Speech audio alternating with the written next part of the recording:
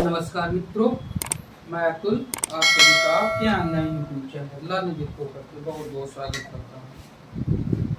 इसके पहले की जो वीडियो थी उस वीडियो में हम लोगों ने जो त्रिभुज होता है उस त्रिभुज के बारे में बात की थी। त्रिभुज, क्योंकि त्रिभुज के विभिन्न पहलू की बात हो चुकी थी। हम लोग एक क्विक रिवीजन कर लेते हैं, उसके बाद आगे की क्लास को हम लोग बढ़ाएंगे। सबसे पहले हम लोगों ने त्रिभुज के प्रकार देखे थे। इस त्रिभुज के प्रकार में हम लोगों ने देखा था, ठीक है, भुजाओं के आधार पर,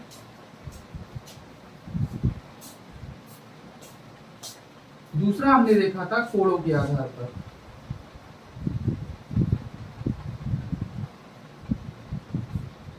फिर उसके बाद में हम लोगों ने त्रिभुज की जो विशेषताएं होती हैं, त्रिभुज की विशेषताएं यानी प्रॉपर्टीज ऑफ अ ट्रायंगल, उसके बारे में हम लोगों ने बातें की थी।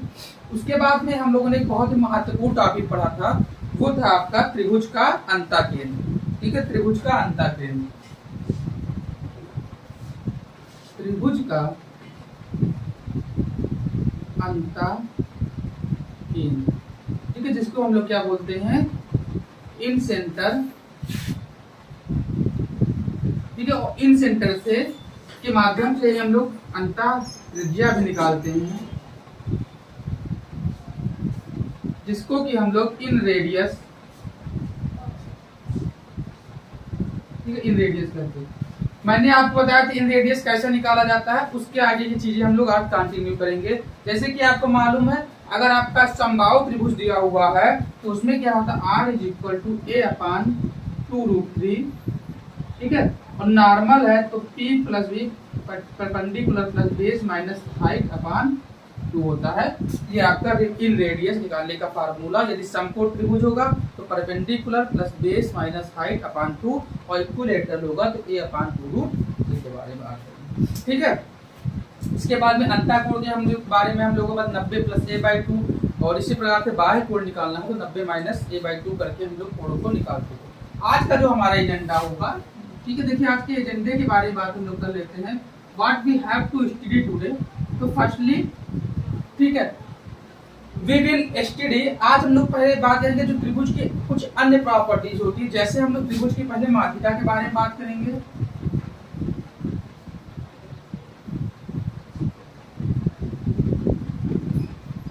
जिसको हम लोग मीडियन कहते हैं। उसके बाद में हम लोग आगे जो बात करेंगे माध्यिका के बाद में हम लोग जो बात करेंगे वो आपका होगा, ठीक है, परिकेंद्र,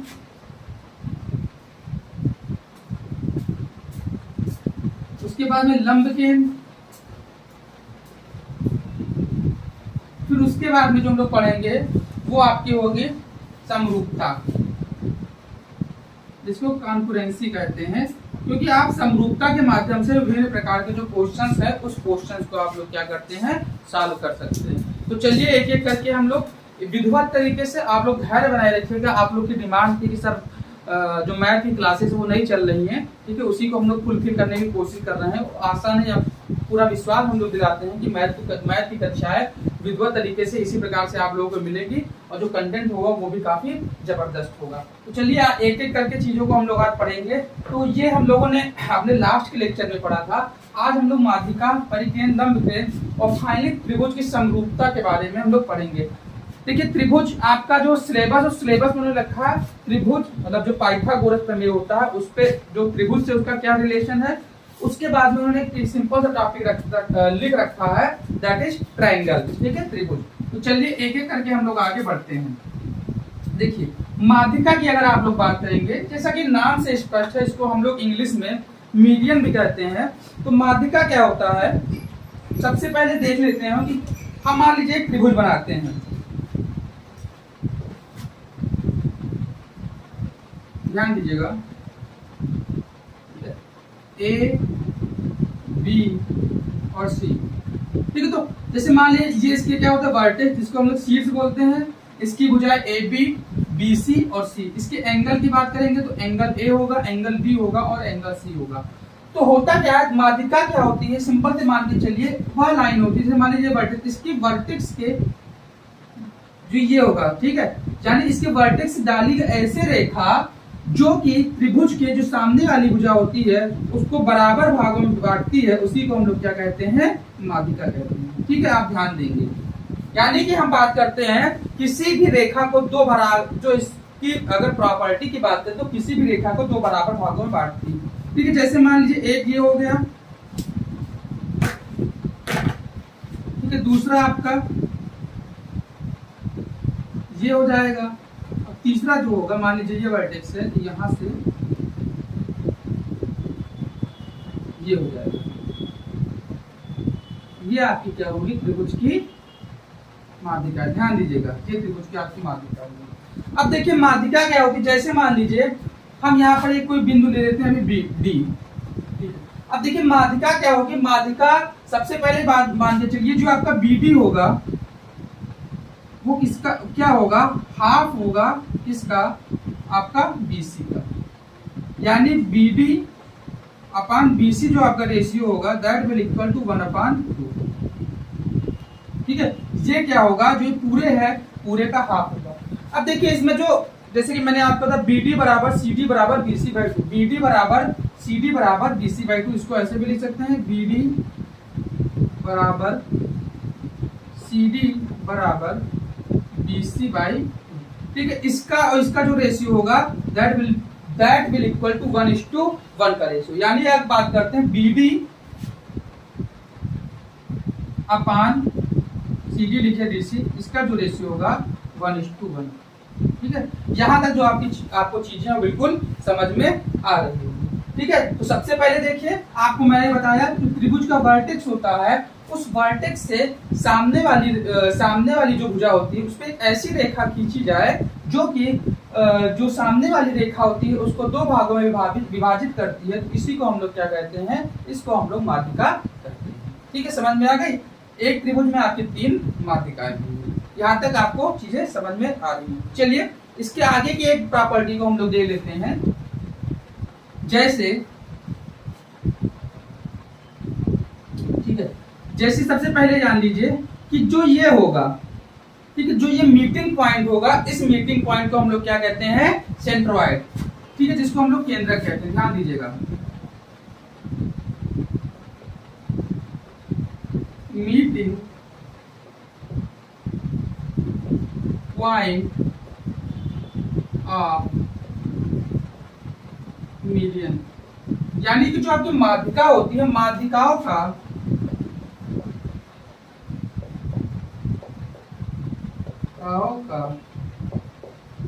मिलन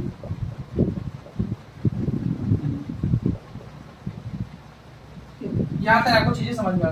तो ये मान लीजिए हमने इसको जो जी नाम दे दिया है, that G point will be known as this centroid. ठीक है, this will be the centroid of all triangle. जो आपका ट्रायंगल होगा इसका क्या होगा, सेंट्रोइड होगा। ठीक है, तो सबसे पहले आपने अभी देखा कि एजी। अब देखिए एक प्रॉपर्टी जो होती है उसके बारे में हम बात कर लेते हैं।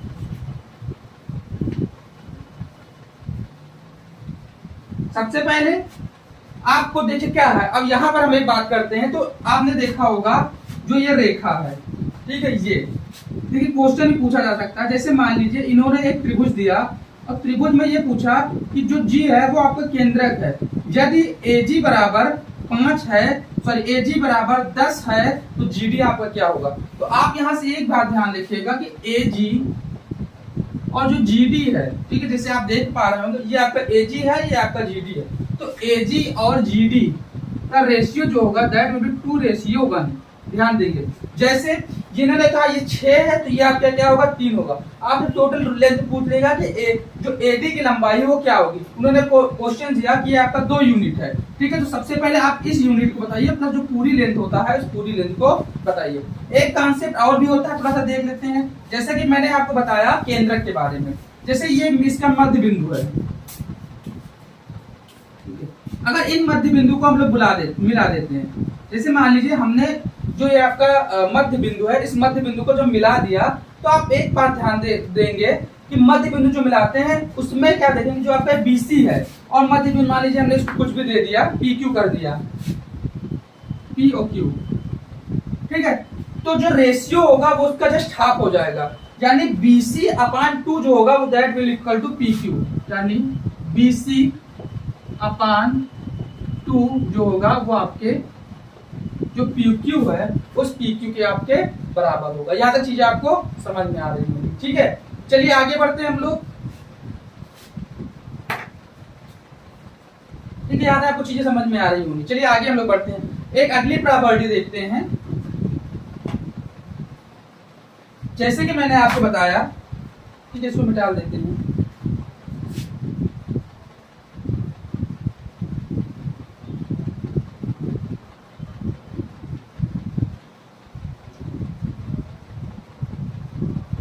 ठीक है, जैसे कि आपको बताया कि ये जो माध्यिकाओं है, इन माध्यिकाओं को जो हम मिलाते हैं, जो इनका मिलन बिंदु हो गया, इनको मिलाने पर देखिए एक ट्रायंगल फॉर्म हो रहा है।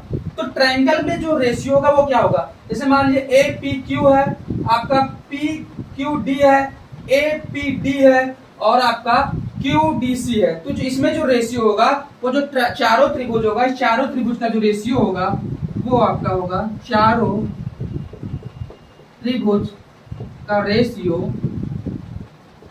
वो आपका 1:1:1:1। ठीक है, यहां तक आपको चीजें समझ में आ रही है। चलिए हम लोग थोड़ा और आगे बढ़ते हैं, इसकी और कुछ प्रॉपर्टीज हैं, कुछ और प्रॉपर्टीज के बारे में देख लेते हैं। यहां तक चीजें आपको समझ में आ रही होंगी। चलिए अलग बना देते हैं इसको निकाल के।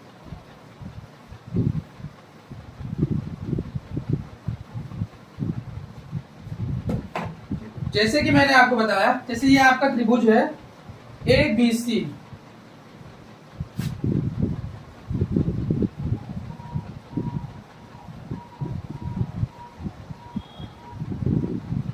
आपकी ये हो गई एक मीडियन, ये आपकी एक मीडियन हो गई और आपकी ये मीडियन हो गई। आप देख रहे 1 2 3 4 5 6, जो ये आपके कुछ टोटल 6 ट्रायंगल बन रहे हैं। ठीक है, आप ध्यान दीजिएगा। जैसे मान लीजिए A B और C आपका दिया, ठीक है, ये मान लीजिए आपका ABC D E F, ठीक है, और ये मान लीजिए आपका G है।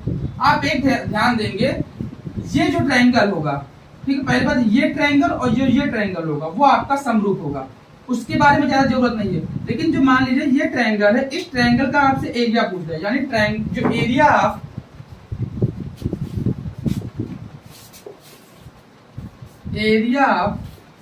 Triangle AGF is equal to 1/6, ठीक है, एरिया ऑफ ट्रायंगल ABC। ठीक है, यहां तक आपको चीजें समझ में आ गई। तो ये थी आपकी जो मीडियन होती है, जो माध्यिका होती है, उस माध्यिका से संबंधित कुछ महत्वपूर्ण बिंदु और बिंदु के साथ ही साथ इसका आप प्रयोग करके क्वेश्चंस लगा सकते हैं। जैसे उन्होंने दे दिया कि मान लीजिए ये ट्रायंगल है, ठीक है, इस ट्रायंगल का जो लेंथ है वो 12 है, ठीक है, 5 है और आपके 13 है।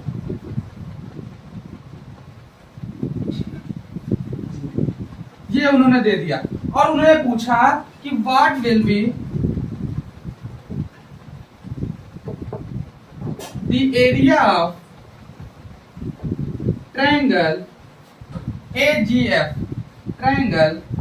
AGF, then what you will find, ठीक है, firstly you will calculate the area of whole triangle, means the area of ABC, then after the area of AGF will be equal to 1/6 area of ABC, यानी कुल मिला के इसका आप area निकाल लेंगे, जो आपका त्रिभुज दिया हुआ है उस त्रिभुज के बाद में 1/6 कर देंगे, फिर आपका एरिया निकल जाएगा। देखिए आप लोग के मन में ये भी प्रश्न उठ रहा होगा कि सर अभी आप केवल थ्योरी बताते हुए चले जा रहे हैं, कुछ क्वेश्चन नहीं लगा रहे हैं। तो बिल्कुल आप निश्चिंत रहिए, क्योंकि आपको मैंने अपने पहले लेक्चर में बताया है कि जो रेखा गणित है वो आपको क्यों समझ में ज्यादा नहीं आती है।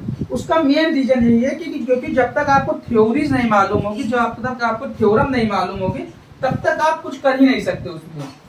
उन्होंने एक त्रिभुज दे दिया, त्रिभुज में सामने की 2 भुजा दे दी गई है, वहां पर उन्होंने कुछ ऐसा एप्लीकेशन लगाया कि जब तक आप उसमें मीडियन का अप्लाई नहीं करेंगे तब तक आप क्या कर सकते हैं कि उस पर्टिकुलर क्वेश्चन को सॉल्व कर ही नहीं सकते। ठीक है, तो इसीलिए मैं आपसे फिर से एक बार विनम्र निवेदन करता हूँ कि आप लोग धैर्य बनाए रखिए। जैसे मैंने आपको एक दो क्वेश्चन कल भी कराए थे, तो देखिए जो अभी मैंने आपको बताया वो हिसाब से क्वेश्चन ही है, तो आप लोग बिल्कुल निश्चिंत होकर सिर्फ साथ में जुड़े रहिए। हाँ, जुड़े तब रहिए, आपकी एक शर्त है कि अगर आपको लगता है कि आप हमारे चैनल से लाभान्वित हो रहे हैं तो बिल्कुल आप जुड़े रहिए, अन्यथा किसी प्रकार से आप अपना टाइम वेस्ट मत करिए। जहां से भी चीजें आपको अच्छी लग रही हैं, जो भी मटेरियल आपको अच्छा लग रहा है वहां से बिल्कुल पढ़िए। चलिए तो होता क्या है कि अब देखिए, एक क्वेश्चन अगला कभी कभी आपसे पूछ सकता है कि वो आपको दे सकते हैं कि उन्होंने कहा कि एक त्रिभुज है जिसमें आपकी मीडियन है, मीडियन M1 जिसकी लंबाई 6 सेंटीमीटर, मीडियन M2 है जिसकी लंबाई 8 सेंटीमीटर, मीडियन M3 है जिसकी लंबाई 10 सेंटीमीटर है।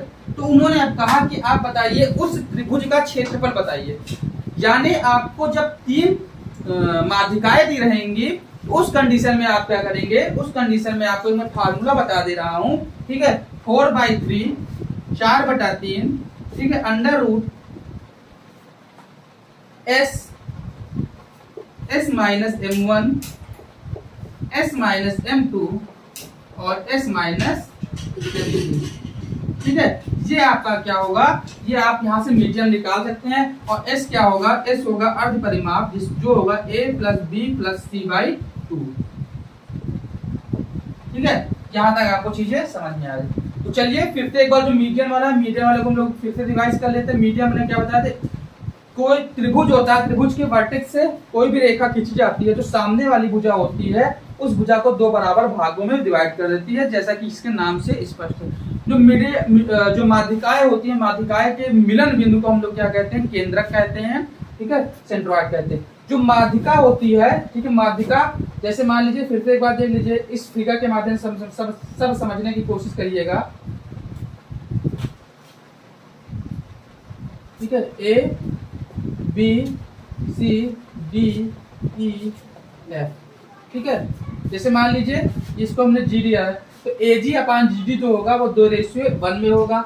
अब एक बात बताइए, PQ BC/2 equal to PQ। अभी आपको मैंने थोड़ा बताया था, जैसे मान लीजिए PQ है, यहाँ पर आप EF रख लीजिए। ठीक है, यानी ये भुजा इसकी मिला जो मध्य बिंदु होता है इसको मिला लेते हैं, इसका ये आधा होती है। चारों आपको मालूम होगा कि मैंने बताया था, अगर इसका जो मध्य बिंदु है, ठीक है, इसको मिलाया जाए तो फिर देखिए 4 त्रिभुज बनते हैं। तो 4 त्रिभुज का जो रेशियो होगा 1:1 होगा।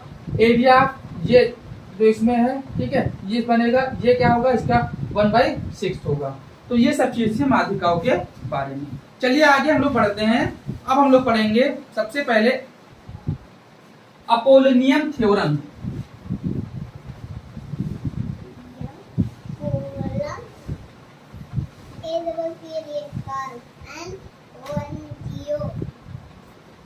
ठीक है, अपोलोनियन थ्योरम, इसको हम लोग क्या कहते हैं, मिड पॉइंट थ्योरम या मध्य बिंदु प्रमेय।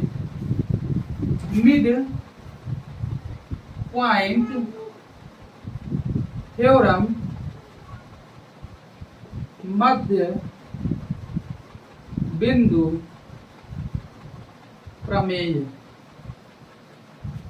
मध्य बिंदु प्रमेय भी कहते हैं। चलिए देखिए इस प्रमेय में क्या होता है, हम एक ट्रायंगल लेंगे,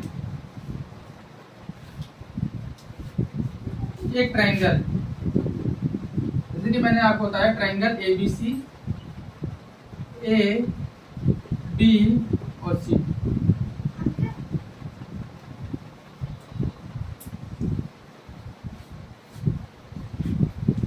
तो अगर हम लोग बात करते हैं अपोलोनियन थ्योरम में क्या होता है, तो अपोलोनियन थ्योरम में देखेंगे, जैसे कि मैंने बताया, ठीक है, ये हो गया D, ये माध्यिका ही होगी, ये इसको क्या करेंगे, बराबर भागों में आपके डिवाइड करेंगे। तो जो इसमें थ्योरम निकल के आती है, आपको मालूम होगा ये और ये बराबर होगा। तो जो थ्योरम आती है वो आप देखेंगे AB² plus AC² equal to BD² plus CD², वो भी क्या होगा, आपका ट्वाइस होगा। देखेंगे हम लोग इसको, जो थ्योरम होती है AB² plus AC² is equal to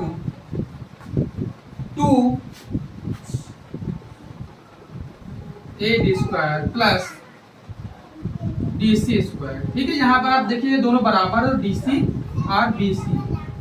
जो भी आप लग सकते हैं। तो ये क्या होती है आपकी अपोलोनियम थ्योरम। ठीक है, आप फिर से एक बार देखेंगे अपोलोनियम थ्योरम में तो आप क्या पाएंगे, ए बी स्क्वायर मतलब जो ये भुजा होती है और ये होती है, इसका स्क्वायर इसके स्क्वायर प्लस इसका या इसके स्क्वायर होता है, वो क्या होता है आपके ट्वाइस होता है, यानी 2। ठीक है, चलिए अब आगे हम लोग बढ़ते हैं। जैसे मान लीजिए कि आपको क्वेश्चंस के माध्यम से चीजों कराएंगे, बाद में देखिएगा।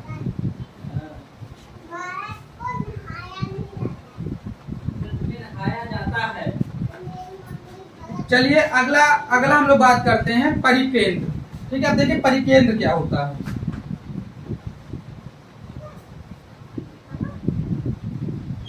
ठीक है, इस पे अगर जो हम लोग बात करेंगे, सबसे पहले मान लीजिए ये एबीसी है। देखिए परिकेंद्र की जो परिभाषा होती है उस परिभाषा को हम लोग लिखते हैं पहले। तो देखिए सबसे पहले परिकेंद्र जो होता है, जहां पर लंब समद्विभाजक होते हैं उसके मिलन बिंदु को हम लोग कहते हैं। कैसे, सबसे पहले अगर आप देखेंगे लंब समद्विभाजक क्या होता है उसके बारे में। जैसे आप क्या करते थे, जब आप इसका मतलब पहले हाफ कर लीजिए ऐसे, ठीक है, और ठीक है इधर करते थे, इसको कट करते थे, तो होता था, उसको बना नहीं रहे रफ हो जाएगा, तो होता क्या था, ठीक है, जैसे मान लीजिए ये लंब समद्विभाजक कुछ ऐसे होगा,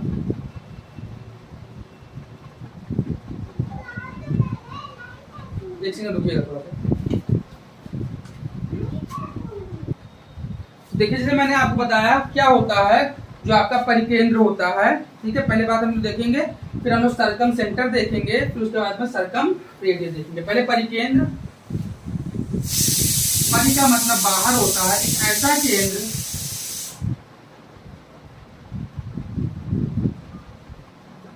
सबसे पहले इसका हम लंब समद्विभाजक करेंगे, मतलब इसको हम क्या करेंगे, हाफ करेंगे। उसके बाद में देखेंगे जब हाफ करेंगे तो इसको ऐसे ये हो जाएगा, इसका हाफ ऐसे हो जाएगा, तो जो ये मिलन बिंदु होगा इसको हम लोग क्या कहेंगे, परिकेंद्र कहते हैं। ठीक है, परिकेंद्र, इसको मान लीजिए हम लोग सी से डिनोट करते हैं। उसके बाद में जो ये दूरी होगी, ठीक है, इसको हम लोग क्या कहेंगे, सबसे बाद में ये क्या है, सरकम सेंटर।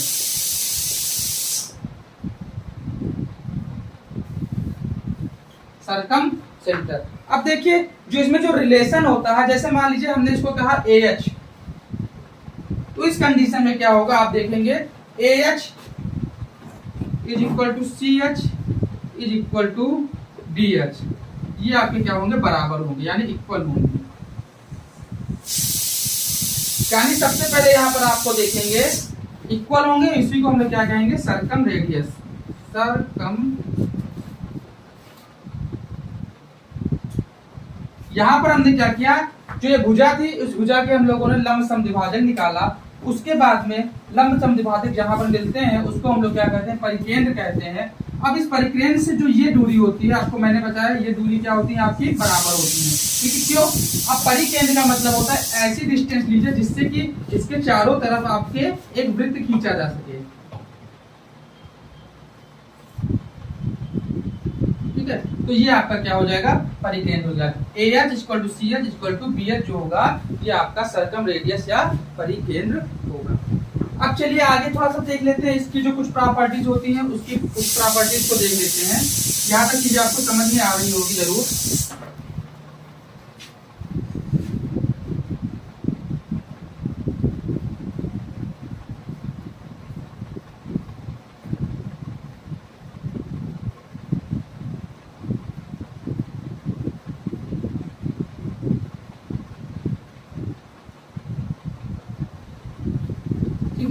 अब देखिए इसमें होता क्या है, जैसे मान लीजिए आपको पूछा जाएगा BHC, आप ध्यान देंगे, जैसे आपसे कोई ये पूछा जा सकता है कि जैसे मान लीजिए कोई कोड दे दिया और पूछा BHC क्या होगा, तो आप ध्यान देंगे जो BHC होगा वो क्या होगा, 2 जो होगा यानी 2 गुना होगा ये कोड A के। ठीक है, पहले हम लोग इसको लिख लेते हैं एक एक करके, फिर आगे हम लोग समझाएंगे। जैसे BHC एंगल BHC जो होगा वो ट्रायंगल क्या होगा, 2AB। इसी प्रकार से अगर हम लोग बात करते हैं BHA,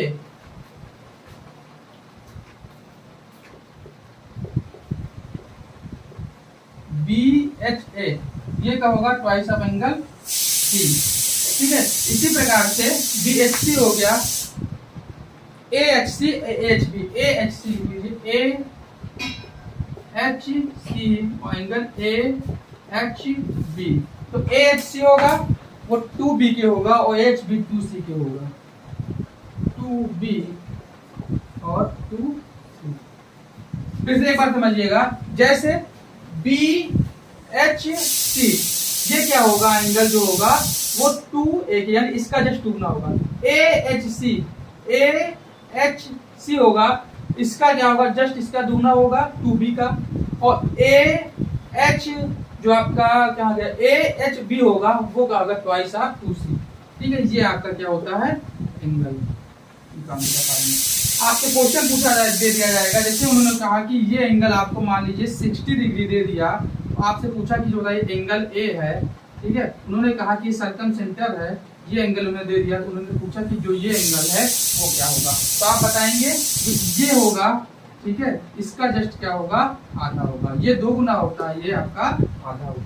यहाँ तक चीजें आपको समझ में आ रही है। चलिए अब इसमें देखिए सर्कम रेडियस की अगर हम लोग बात करें,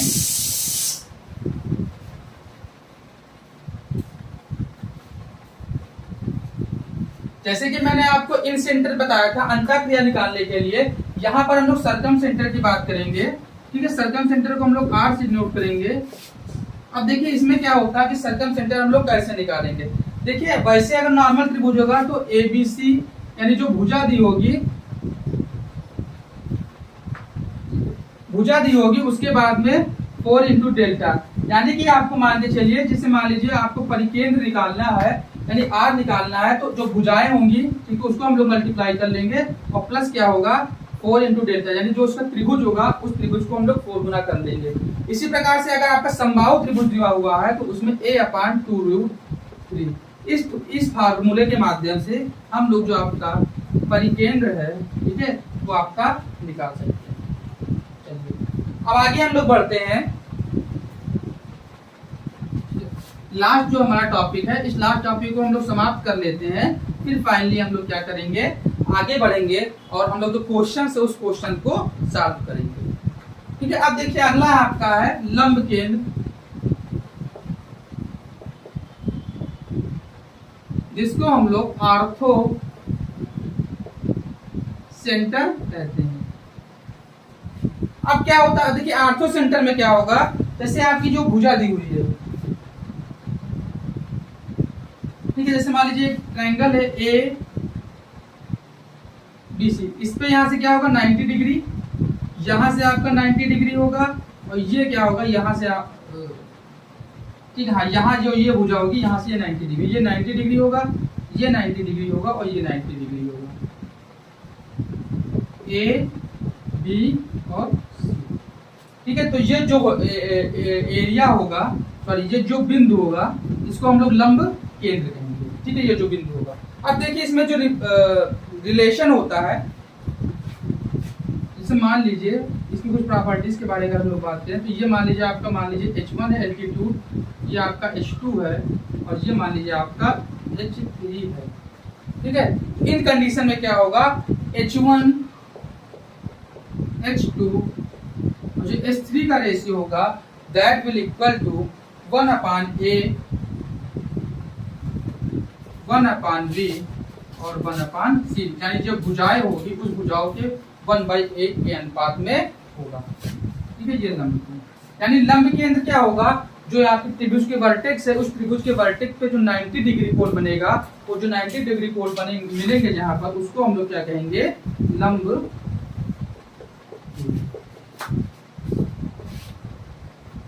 ठीक है, चलिए, तो ये थी आज की हमारी पूरी क्लास। इस क्लास में हम लोगों ने मीडियन के बारे में देखा, फिर मीडियन की जो कुछ प्रॉपर्टीज होती है उसके बारे में देखा, उसके बाद सर्कम सेंटर देखा, अपोलोनियन थ्योरम देखा, और फाइनली हम लोगों ने आर्थो सेंटर यानी लंब केंद्र के बाद लंब केंद्र को देखा, और साथ ही साथ में जो इसकी प्रॉपर्टीज होती है उस प्रॉपर्टी को भी हम लोगों ने देखा। ठीक है, इसके बाद में त्रिभुज में एक छोटा सा पार्ट बढ़ता है कॉन्करेंसी।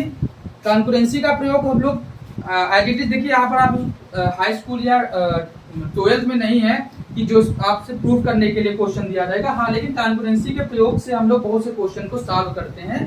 ठीक है। वो 5 से 10 मिनट का पार्ट होगा, उसको हम लोग नेक्स्ट वीडियो में देखेंगे। और जो थ्योरम है या जो थ्योरी है उस पार्ट से संबंधित चीजें आपकी ज्यादा से ज्यादा समाप्त हो गई हैं। तो अगले पार्ट में क्या होगा, एक पार्ट हमारा होगा जहां पर हम लोग क्वेश्चंस के माध्यम से इस पार्ट को समाप्त करेंगे, ठीक है। और जो उसके बाद की अगली क्लास होगी, उस क्लास में हम लोग जो चतुर्भुज होता है उस चतुर्भुज को स्टार्ट करेंगे। चतुर्भुज के बाद में आपका एक और इम्पोर्टेंट टॉपिक है वृत्त, जो कि आपके सिलेबस में दिया हुआ है। इतना ही आपके लिए पर्याप्त है, क्योंकि इतना ही आपके सिलेबस में दिया हुआ है। आप लोग इसी प्रकार से हमारे चैनल पर जुड़े रहें और हमसे संपर्क बनाए रखें। और आपको अगर लगता है कि नहीं कुछ विशेष आपको रिक्वायरमेंट है, तो उस विशेष रिक्वायरमेंट को आप लोग लिख दीजिए, हम लोग आपको वीडियो के माध्यम से उसको प्रोवाइड कराने की कोशिश करेंगे, ठीक है। तब तक के लिए धन्यवाद, मिलते हैं नेक्स्ट वीडियो में। जय हिंद, जय भारत।